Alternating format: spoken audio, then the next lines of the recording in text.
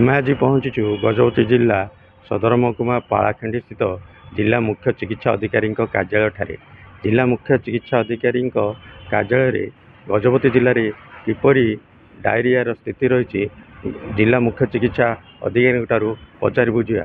ଓଡ଼ିଶା ରାଜ୍ୟରେ ବିଭିନ୍ନ ଜିଲ୍ଲାରେ ଡାଇରିଆ ଲାଗିଥିବା ବେଳେ ଗଜପତି ଜିଲ୍ଲାରେ କ'ଣ ସ୍ଥିତି ରହିଛି ଚାଲନ୍ତୁ ପଚାରି ବୁଝିବା ଜିଲ୍ଲା ମୁଖ୍ୟ ଚିକିତ୍ସା ଅଧିକାରୀଙ୍କଠାରୁ ଏହି ରିପୋର୍ଟରୁ। ଆଜିର ଦିନରେ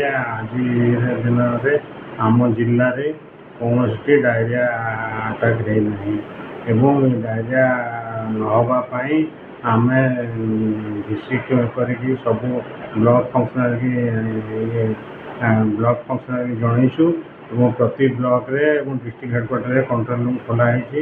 ପ୍ରତି ସ୍ୱାସ୍ଥ୍ୟ ଅନୁଷ୍ଠାନରେ ପ୍ରତି ସବ୍ ସେଣ୍ଟରରେ ଆମର ବ୍ଲିଚିଂ ହାଲୋଜେନ୍ ଏବଂ ଆଣ୍ଟି ଡାଇରିଆଲ୍ ମେଡ଼ିସିନ୍ ରଖାହେଇଛି ଏବଂ ଡେଲି ଦିନକୁ 2 ଥର ଆମର ରିପୋର୍ଟିଂ ହେଉଛି। ଆମେ ଦିନକୁ 2 ଥର ଷ୍ଟେଟ୍କୁ ମଧ୍ୟ ରିପୋର୍ଟିଂ କରୁଛୁ ଯେ ଡାଇରିଆ ହେଇଛି ନା ନାହିଁ ଏବଂ ଏ ବିଷୟରେ ଜିଲ୍ଲାପାଳ ମହୋଦୟ ଡେଲି ଆମଠୁ ରିପୋର୍ଟ ନେଉଛନ୍ତି ଏବଂ ତଦାରଖ କରୁଛନ୍ତି। ତେଣୁ ଆମର ଜିଲ୍ଲାରେ ଡାଇରିଆ ନାହିଁ, ହେବାର ସମ୍ଭାବନା ମଧ୍ୟ ବହୁତ କମ୍ ଅଛି। ଆଉ ଦ୍ୱିତୀୟ କଥା ହେଉଛି ଆମର ଯେଉଁ ଫୁଡ୍ ସେଫ୍ଟି ଅଫିସର ଅଛନ୍ତି ସେ ପ୍ରତି ଫୁଡ୍ ସେଫ୍ଟି ଅଫିସର ଥ୍ରୋରେ ଆମେ ଟାଉନରେ ସବୁଠି ଆମେ ଫୁଡ୍ ହୋଟେଲ ଗୁଡ଼ା ଚେକିଂ କରୁଛୁ। ଆମର ରେଗୁଲାରଲି ୱାଟର ସାମ୍ପଲ୍ ଚେକିଂ ହେଉଛି, water sample public and laboratory testing ହେଉଛି। ଆଜି ପର୍ଯ୍ୟନ୍ତ ଆମ ପାଖରେ କୌଣସି ରିପୋର୍ଟ ନାହିଁ ଯେ କେଉଁଠି ଡାଇରିଆ ହେଇଛି।